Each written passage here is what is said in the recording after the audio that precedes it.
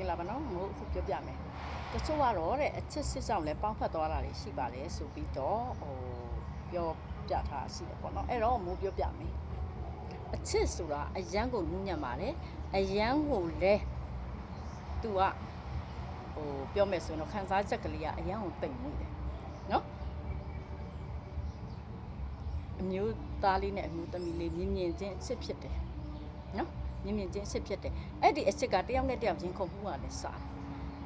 အရန်ပြောပြီးကောင်းတယ်နော်ကြည်နူးစရာလေးဟုတ်လားအိမ်အောင်တဲ့ချင်းအချစ်ကြောင့်ပေါင်းဖက်တယ်ဆိုတာဖြစ်နိုင်ပါ့မလားဘယ်ဖြစ်နိုင်လဲဟုတ်တယ်မလားတို့ချစ်ပြီးပြီသူ့ရဲ့ကိုယ့်ရဲ့အိမ်တော်ဘက်ကသေဆုံးသွားပြီကိုယ့်ရဲ့အိမ်တော်ဘက်နဲ့ကွာကွဲသွားပြီဟုတ်ပြီကွဲသွားလို့လားနဲ့ရှိပြီးကြတယ်နှစ်နဲ့ရှိပြီးကြလို့နောက်တစ်ကြိမ်ကိုယ့်ရဲ့ရင်ခုန်တန်ပြန်ပြီးနိုးထလာတဲ့အချိန်ကိုယ့်ရဲ့နှလုံးခုန်ထုံးတွေပြန်ပြီးတော့အသက်ဝင်လာတဲ့အချိန်ဟုတ်တယ်အချစ်ဆိုတာဖြစ်နိုင်တာပေါ့ဒါပေမဲ့ကို့မှာလည်းလက်ချီသားနဲ့သမီးနဲ့လင်းနဲ့ကို့မှာလည်းလက်ချီသားနဲ့သမီးနဲ့မရအဲ့လူနှစ်ယောက်ကရှင်ခုန်တာရှိလား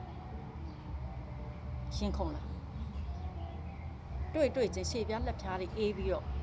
နှလုံးခုန်ထုံးတွေအရမ်းမြန်လာလားအတန်တွေပါတွေတုံပြီးတော့လက်တွေပါတွေစကားပြောရရှင်အရန်တုံလာဘယ်ဟုတ်မလဲသူတို့ကတယောက်နဲ့တယောက်ကြည့်ကြတဲ့ဟိုက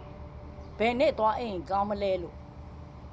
မေးတဲ့မေးခွန်းနေနဲ့တယောက်ကိုတယောက်ကြည့်နေကြမှာလေဒါမိုးက